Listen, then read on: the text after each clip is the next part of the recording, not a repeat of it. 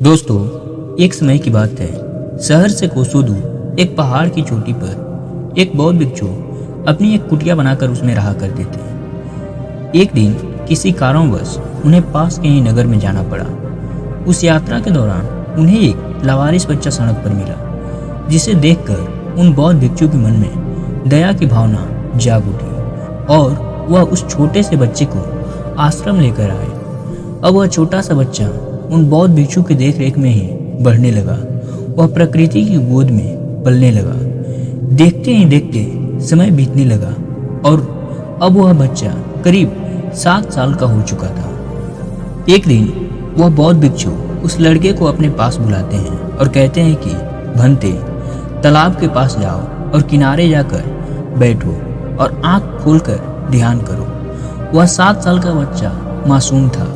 यह नहीं जानता था कि यह ध्यान क्या है। उस बच्चे ने भोलेपन के कारण उन बौद्ध भिक्षु ने जैसी बात कही थी वह चुपचाप मान लेता है और चुपचाप से जाकर तालाब के किनारे बैठ गया। तालाब के किनारे एक अजीब सी शांति थी।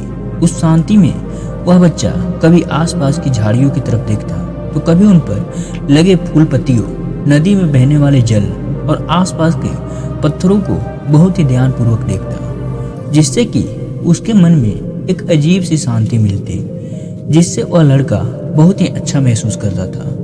अब वह हर रोज ठीक उसी समय पर तालाब के किनारे आकर बैठ जाता और आसपास की झाड़ियों, फूलों और नदियों में बहने वाले जल तथा वहां उपस्थित उन पत्थरों को बड़े ही ध्यान से देखता। धीरे धीरे उस मासूम बच्चे के भीतर चीजों को निरीक्षण करने की कला विकसित हो गई। धीरे धीरे उसका मन एकाग्र होने लगा। वह प्रकृति में होने वाली हर एक चीज को बड़ी ही गहराई से देखता और महसूस करता, जिससे कि उसका मन शांत हो जाता। और जब वह शांत होकर बैठता, फूलों की कोमलता, पानी की शीतलता और पत्थर की कठोरता को अपने भीतर देखता और उसे महसूस करता। देखते ही देखते उसकी आंखें अपने आप ही बंद हो जाती है और वह उसी मुद्रा में काफी समय तक नदी के किनारे शांत बैठा रहता। और जब उसकी आंखें खुलती तो वह आश्रम को वापस लौट आता। ऐसे ही कुछ और साल बीते। देखते ही देखते वह लड़का अब जवान हो चुका था, लेकिन जैसे जैसे वह लड़का नौजवान हो रहा था, उसके भीतर चीजों के निरीक्षण करने की वह शक्ति होती जा रही थी। वह पहाड़ की चोटी पर बैठकर शहर की उस टिमटिमाती रोशनी को देखता, जो उसे पल पल अपनी तरफ आकर्षित करती थी। अब वह चाह कर भी शांत नहीं हो पाता था। उसके मन तो पल पल उस शहर की ओर भागता था। देखते ही देखते वह लड़का 18 साल का नौजवान युवक बन चुका था। अब उसका मन बहुत ही बेचैन रहने लगा। उसे उस पर्वत की शांति अब व्यर्थ लगने लगी थी। उसमें उसे अब कोई भी रस नहीं आता था। वह तो अब दुनिया घूमना चाहता था, दुनिया को देखना चाहता था। वह जानना चाहता था कि बाहर कैसे लोग रहते हैं, वह किस तरह से जीवन को जीते हैं। वह नए नए लोगों से मिलना चाहता था, उनसे बातें करना चाहता था, उनका रहन सहन देखना चाहता था। एक दिन उसने हिम्मत करके उन बौद्ध भिक्षु से कहा कि पिताजी, मुझे यह दुनिया देखनी है। आखिर मैं कब तक इन पहाड़ियों में घूमता रहूंगा? उस शहर की दुनिया मुझे यहाँ से कितनी हसीन लगती है। मैं भी वहाँ जाना चाहता हूँ, वहाँ के लोगों से मिलना चाहता हूँ, वहाँ के लोगों से बात करना चाहता हूँ। उन बौद्ध भिक्षु ने उस लड़के की सारी बातों को बड़े ही ध्यानपूर्वक सुना, लेकिन उन्होंने उस लड़के की कोई भी बात का जवाब नहीं दिया, क्योंकि जो भी जिस इंसान के पास नहीं होता है, वह इंसान उस चीज को आकर्षित करती है, और जो उसके पास होता है, इंसान उसका कद्र ही नहीं करता। इसलिए उन्होंने उस लड़के को समझाने की भी कोशिश नहीं की, बल्कि वह चुपचाप केवल उस लड़के की सारी बातों को सुनते रहे। उधर दूसरी तरफ वह लड़का उन बौद्ध भिक्षु से कुछ कहने का इंतजार कर रहा था, किंतु जब वह बौद्ध भिक्षु कुछ भी नहीं कहा तो वह चुपचाप वहां से वह चला जाता है। अगले दिन सुबह सुबह ही वह बौद्ध भिक्षु खुद ब खुद उस लड़के को अपने पास बुलाते हैं और उस लड़के के एक हाथ में एक पत्र देते हुए कहते हैं कि बेटा, तुम शहर जाना चाहते हो ना? जाओ, वहां पर एक राजा मेरा बहुत अच्छा मित्र है, तुम उसे यह पत्र दे देना। जब तक तुम्हारा मन न करे तुम उस राजा के पास ही रहना। वह राजा उन बौद्ध भिक्षु से शिक्षा ग्रहण कर चुका था और वह बौद्ध भिक्षु यह अच्छी तरह से जानते हैं कि वह राजा महल में रहने वाला एक सन्यासी है। वह बहुत ही आत्मज्ञानी था, किंतु उन बौद्ध भिक्षु ने उस लड़के को राजा के बारे में कुछ भी नहीं बताया। लड़के को शहर की तरफ जाने की अनुमति मिल चुकी थी और अब वह इस बात से लड़का बहुत ही खुश था। वह मन ही मन बहुत प्रसन्न था। उसने तुरंत ही अपना सामान बांधा और शहर की ओर निकल पड़ा। वह रास्ते में कुछ दूर आगे बढ़ा, तभी अचानक से उसके मन में विचार उत्पन्न आया कि वह सोचने लगा, आखिर उन बौद्ध भिक्षु ने मुझे इतनी आसानी से जाने ही क्यों दिया। जैसे ही उसके मन में यह विचार उत्पन्न हुआ, वह बहुत ही आश्चर्यचकित हुआ। आज तक तो वह बौद्ध भिक्षु मुझे कहीं भी आसानी से नहीं जाने देते थे, लेकिन आज उस राजा के पास मुझे इतनी आसानी से क्यों भेज दिया। जैसे ही उसके मन में यह विचार आया, वह लड़का तुरंत वहीं रुक गया और उसने उन बौद्ध भिक्षु के द्वारा दिए गए पत्र निकाला। उस पत्र को खोला तो उसमें केवल 3 ही शब्द लिखे थे। वह थे केवल दिशा दिखाओ। लड़के ने जब वह पत्र पढ़ा तो उसे कुछ भी समझ में नहीं आया और ना ही उन्हें उन तीनों शब्दों पर गौर किया। वह लड़का इसके बारे में और कुछ ज्यादा सोच भी नहीं पाया और वह शहर की तरफ आगे निकल पड़ा। शहर पहुंचकर लड़के ने राजा को वह पत्र थमा दिया। राजा ने उस लड़के से वह पत्र पाया, उसे खोलकर पढ़ा और फिर तुरंत ही उस लड़के के चेहरे को देखा, जिसे देखकर राजा यह समझ चुका था कि उन बौद्ध भिक्षु ने उस लड़के को वहां पर क्यों भेजा है। राजा ने अपने सिपाहियों को आदेश दिया कि सिपाहियों, लड़के के लिए महल में रहने का प्रबंध किया जाए। इस लड़के को किसी भी प्रकार की दुख न हो पाए। सारी सुख सुविधाएं की वस्तुएं इसे मिलनी चाहिए। उसके बाद राजा उस लड़के से कहते हैं कि बेटा, तुम्हारा यहाँ पर बस एक ही काम है, तुम्हें बस खुश रहना है। लड़का राजा की यह बात सुनकर बहुत ही प्रसन्न था। उसे यहाँ पर कोई भी काम नहीं करना था, बस उसे यहाँ पर आराम से अपना जीवन व्यतीत करना था। उस लड़के को वही सारी सुख सुविधाएं मिलने लगी जो कि एक राजा को मिला करती थी। ना तो उसे कोई काम करना पड़ता था और ना ही किसी प्रकार की कोई चिंता थी। लड़का राजमहल में बहुत ही खुश था। उसके पास अब समय ही समय था। वह अपने खाली समय में शहर में घुमा करता था, लोगों से मिलता, लोगों से बातें किया करता था। यहाँ तक कि उसने शहर में कई सारे दोस्त भी बना लिए थे। राजमहल में रहकर उसने कई सारी किताबें भी पढ़ी थी। यह सब करते हुए अभी उसे कुछ महीने ही गुजरे थे कि धीरे धीरे अब उस लड़के का मन इन सब से उबने लगा था। वह यह महसूस करने लगा था कि उसके मन हमेशा कुछ नया चाहता है, लेकिन जब कुछ नया मिल जाता है तो वह मन संतुष्ट नहीं हो पाता, अर्थात हमारा मन बेचैन ही रहता है। और जब लड़के को इन बातों का एहसास हुआ, तब उसने अपने जीवन की यह सारी चीजें महसूस की, तो उसके बाद से वह दूसरे बातों पर निरीक्षण करने लगा। वह हर सुबह महल के बगीचे में जाया करता था। वह बगीचा बहुत ही सुंदर और बहुत ही मनमोहक था। वह बगीचा शहर का सबसे बड़ा बगीचा भी था। इस बगीचे में शहर का कोई भी व्यक्ति बिना किसी रुकावट के आ जा सकता था। वह लड़का अपना अधिकांश समय उस बगीचे में ही बिताया करता था। वहां पर आने जाने वाले व्यक्तियों को वह ध्यान से देखने लगा, उनका निरीक्षण करने लगा। कुछ दिनों तक निरीक्षण करने के बाद उसे यह पता चला कि लोगों के चेहरे पर हमेशा तनाव बना रहता है। चाहे वह कोई अमीर आदमी हो या फिर कोई गरीब, चाहे कोई व्यापारी हो चाहे कर्मचारी, सभी के चेहरे को देखकर ऐसा प्रतीत हो रहा था कि मानो लोगों का शरीर बगीचों में तो है, लेकिन उनका मन कहीं और पर ही भटक रहा है। लोगों के मन में एक अजीब सा तनाव का माहौल बना हुआ है। लोग किसी न किसी परेशानी में हैं, चिंतित हैं, जिस कारण से वह इस समय अभी यहाँ पर उपलब्ध नहीं है। हालांकि उनका शरीर तो यहाँ पर है, किंतु उनका मन यहाँ पर नहीं है। बगीचे की सुंदरता, उसका आकर्षण भी लोगों के मन को शांत नहीं कर पा रहा था।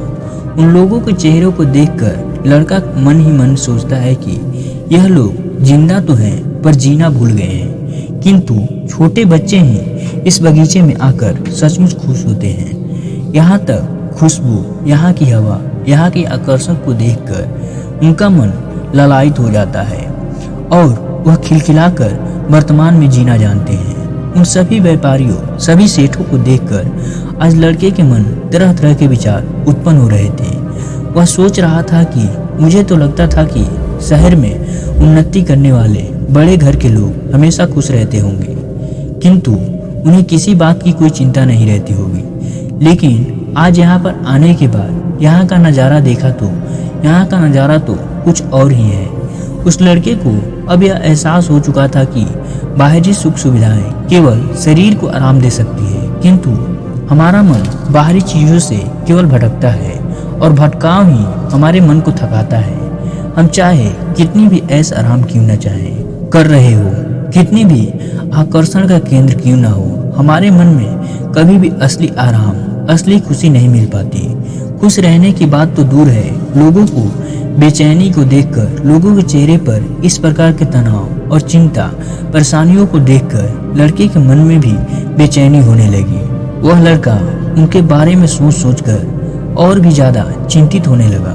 इस दौरान उसके मन में कई बार आश्रम में वापस दौड़ जाने का ख्याल भी उठते थे, लेकिन तभी उसके मन में एक बार और विचार उत्पन्न होता है कि राजा से मैं क्या कहूँगा।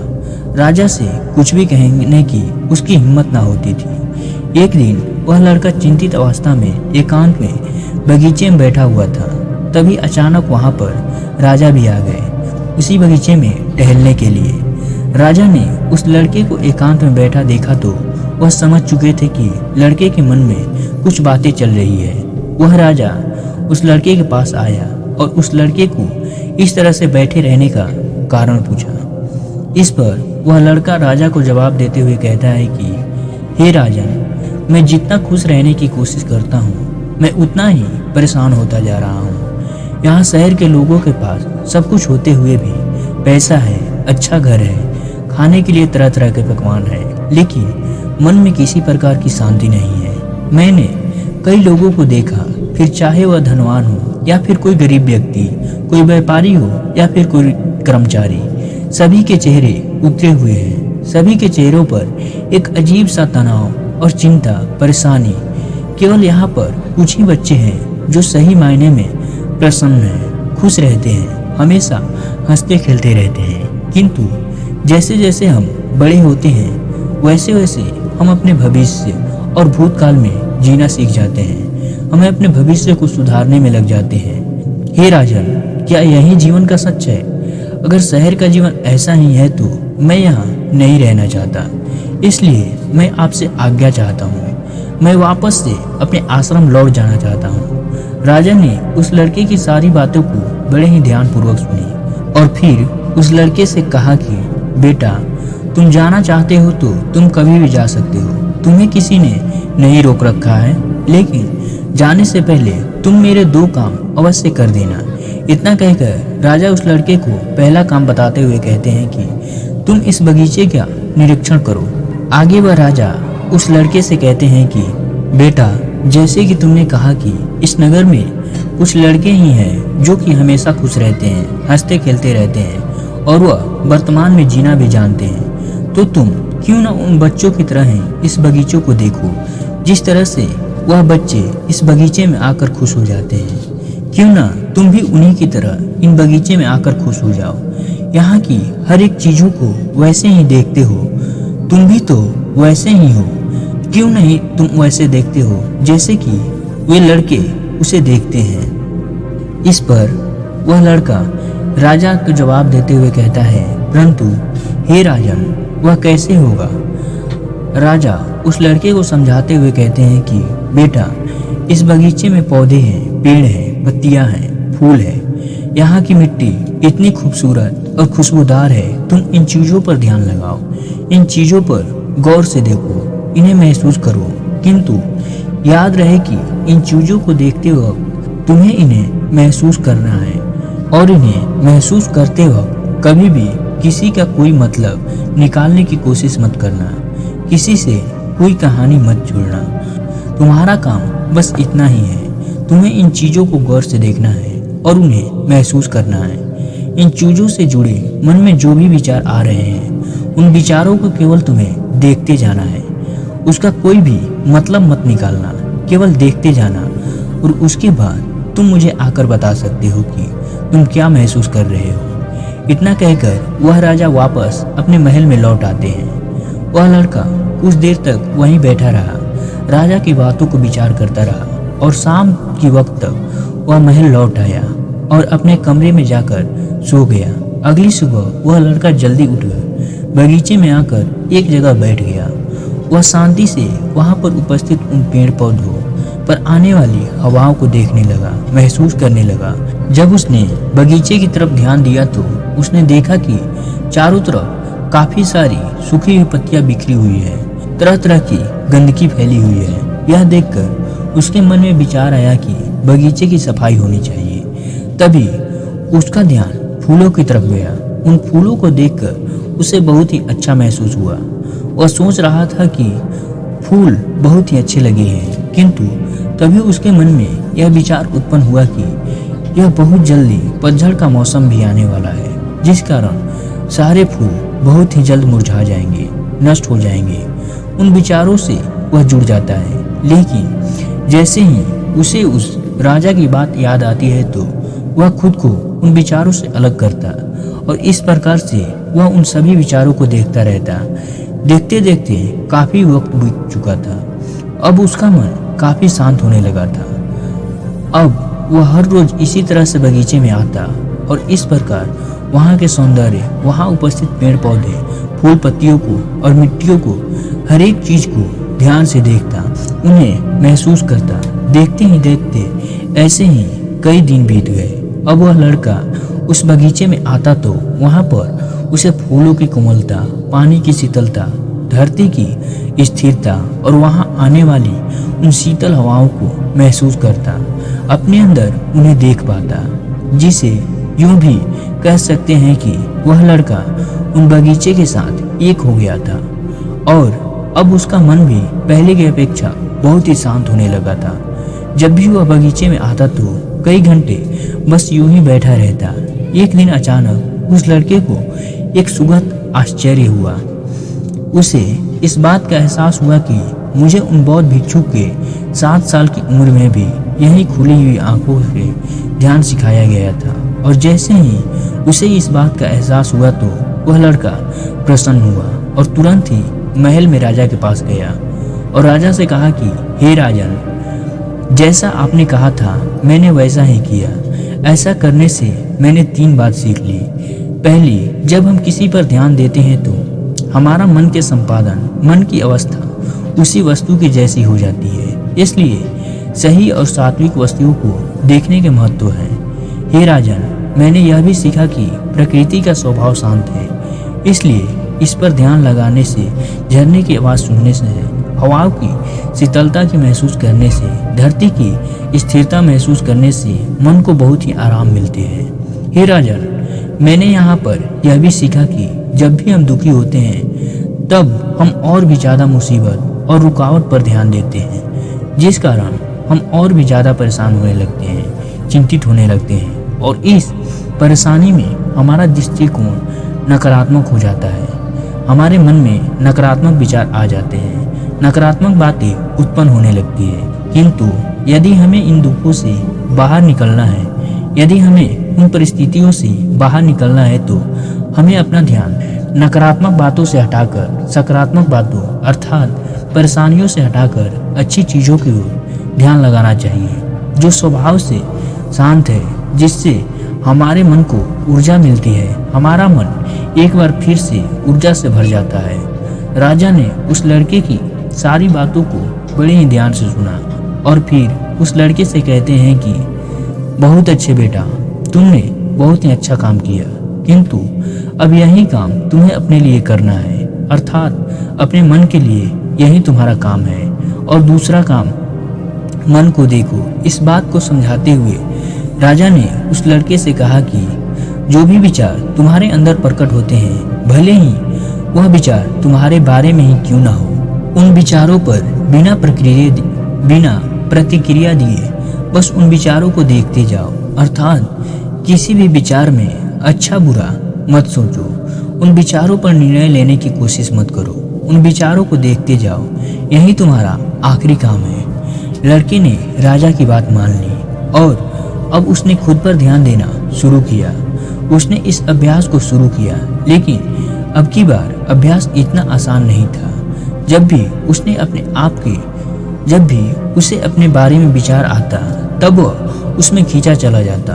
वह अपने आप को रोक ही नहीं पाता था। और जब वह इस चीज का अभ्यास कर रहा था, तब उसे इस बात का एहसास भी हुआ कि खुद के प्रति संभाव विकसित करना बहुत ही कठिन कार्य है। लेकिन लड़के ने हार नहीं मानी, वह टिका रहा।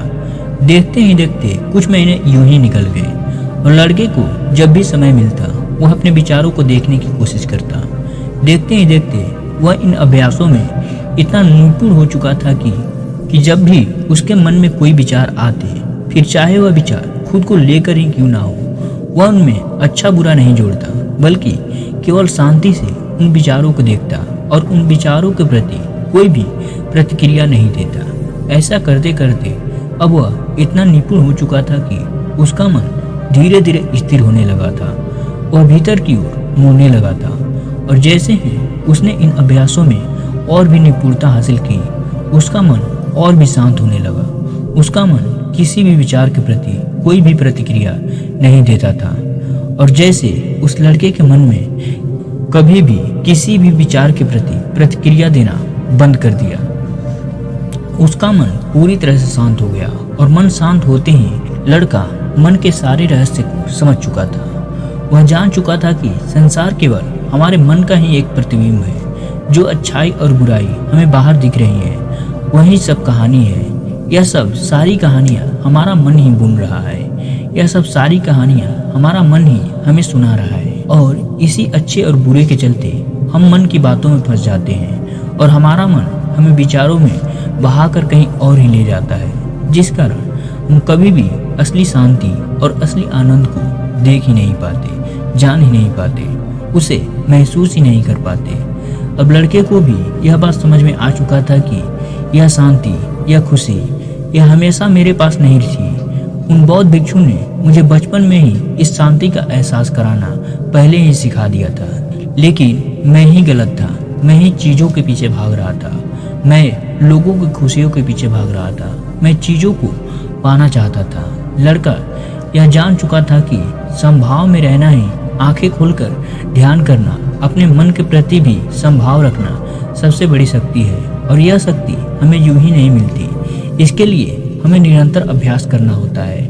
अपना अभ्यास पूरा करने के बाद ही लड़का आखिरकार एक बार फिर से राजा के पास पहुंचा। लेकिन इस बार वह कुछ अलग सा था। लड़के की दृष्टि, सोचने और समझने का तरीका अब पूरी तरह से बदल चुकी थी। वह पूरी तरह से वर्तमान में आ चुका था। लड़के ने राजा के दरबारियों से बात करते हुए राजा को देखा, तो राजा के चेहरे को देखकर अचानक ही लड़के को एहसास हुआ कि राजा के चेहरे पर भी वही शांति झलक रही है जो उसे अभ्यास के कारण मिली है, जो उन बौद्ध भिक्षु के चेहरे पर हमेशा बनी रहती थी। ठीक वही शांति, वही तेज राजा के चेहरे पर भी नजर आ रहा था। राजा अपना पूरा राज्यभार संभालते हुए भी पूरी तरह से शांत है। यह देखकर लड़के के मन में विचार उत्पन्न हुआ और वह सोचने लगा कि आज तक मैंने सब कुछ पहले यह क्यों नहीं देख पाया। जैसे उसके मन में यह विचार उत्पन्न हुआ, उसे उसके प्रश्न का भी उत्तर मिल गया। उसे इस बात का एहसास हुआ कि मैं तो पहले अपने मानसिक दुनिया में खोया रहता था, तब मुझे इन बातों का एहसास भी कैसे होता। मैं तो हमेशा भविष्य में जीता था। मैं तो वर्तमान में रहने वाली इन चीज़ों को समझ ही नहीं पाता था। ठीक उसी वक्त लड़के को उस पत्र में लिखे उस 3 शब्द के मतलब भी समझ में आ गया, जो उन बौद्ध भिक्षु ने लिख कर दिए थे। केवल दिशा दिखाओ। उन तीनों शब्दों का अर्थ क्या था, अब उस लड़के को अच्छी तरह समझ में आ चुका था। लड़के ने आत्मज्ञानी राजा को प्रणाम किया और आज्ञा लेकर वापस अपने आश्रम को लौट आया।